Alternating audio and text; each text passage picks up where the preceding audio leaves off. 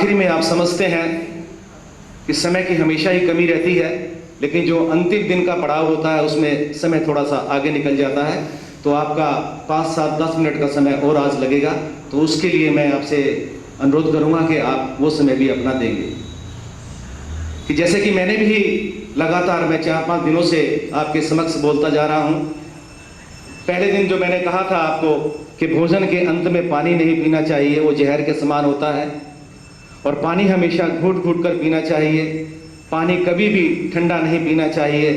दिन की शुरुआत में सबसे पहले पानी पिएं और सुख आसन में बैठकर आप भोजन करें। और आज मैं जो अंतिम पड़ाव है, जो बहुत ही ज़्यादा आपके लिए जानना जरूरी है, वो बताने जा रहा हूँ कि कभी भी दो चीज़ें जो आपस में विरुद्ध होती हैं वो नहीं हमें खानी चाहिए।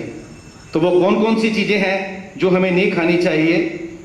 प्याज और दूध, जिनको कई बार आपने देखा होगा कि चमड़ी की बीमारियां हो जाती हैं, खारिश हो जाती है, और जो चर्म रोग हो जाते हैं, उसका मुख्य कारण यही होता है कि जब हम ये चीज़ें खाते हैं। प्याज और दूध कभी भी नहीं खाना चाहिए। कटहल और दूध भी नहीं खाना चाहिए। संतरा, खट्टी चीज़ें कोई भी होती हैं वो दूध के साथ नहीं खानी चाहिए। शहद और घी कभी इकट्ठा नहीं खाना चाहिए। उड़द की दाल, दही, जैसे आप दही बल्ले खाते हैं ना, तो उड़द की दाल के बनते हैं, तो वो हमारा जीवन नरक में हो जाता है, तो आप ये नहीं खाएंगे आगे से, ऐसा मेरा मानना है।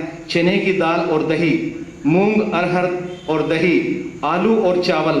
अक्सर कई लोग चावल में आलू भी डालते हैं और प्याज भी डालते हैं और मटर भी डालते हैं, बड़े स्वाद से खाते हैं, तो ये सब कुछ गलत करने जा रहे हैं। दही और मछली, दही और पराठा, अक्सर घरों में आपने देखा होगा, होटलों में देखा होगा, एक पराठा लेकर आना और साथ में दही भी लेकर आना, तो ये नहीं खाना चाहिए। चीनी और शहद, मछली और शहद, चिकन और मिठाई, दूध व दही एक ही ऐसी चीज है कि जिसको आपको खाने के दूध के साथ खाएं तो आपको कोई नुकसान नहीं होता, बल्कि लाभ होता है।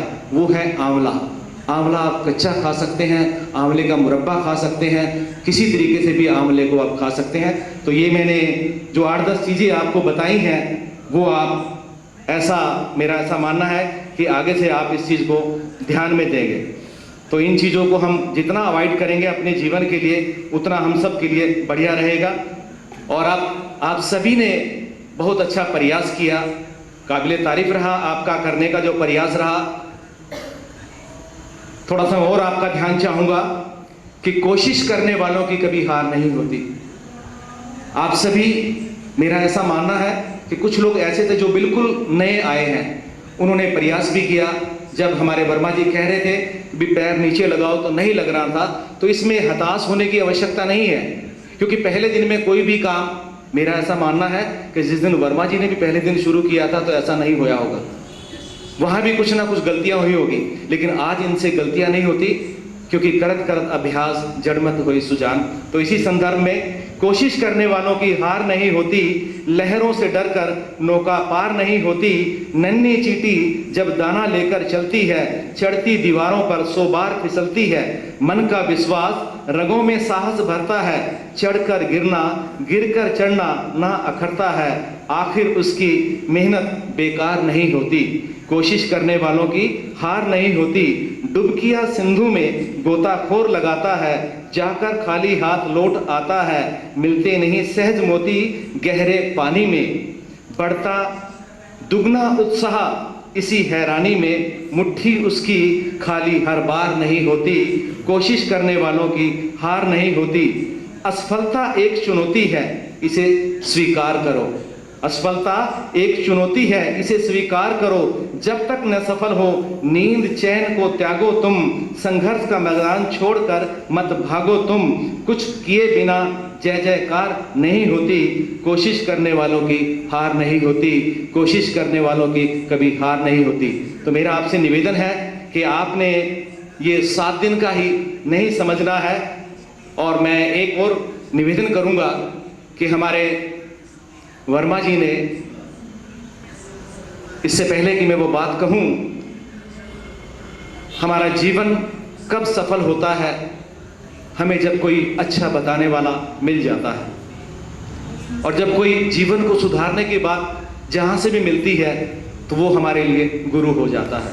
मेरा ऐसा मानना है, आप सभी का ही मानना होगा, क्योंकि बिन गुरु के गति नहीं होती और बिना गुरु के ही ज्ञान नहीं मिलता हम सबको।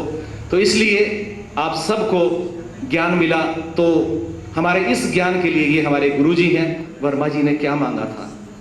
इन्होंने यही मांगा था कि आपने 7 दिन तक यहाँ नहीं करना है, उसके बाद भी करना है, और इस बात को अपने तक सीमित नहीं रखना है, दूसरे लोगों को ही बताना है। तो यही हमारे वर्मा जी आपसे गुरु दक्षिणा चाहते हैं। जो कुछ इस दक्षिणा देने में हिचकिचा रहे थे, तो मेरा उनसे भी निवेदन है कि वो पहले खुद प्रयास करें और फिर इस गुरु दक्षिणा को देने के रूप को समझते हुए दूसरों को भी प्रेरित करके वो ये बातें दूसरों को भी समझाए और दूसरों को भी बताएं, ताकि आपका अपना जीवन ही सफल ना हो, दूसरों का भी जीवन सफल हो। यही हम सब की कामना होती है और यही हमारी दूसरों के लिए प्रेरणा होनी चाहिए।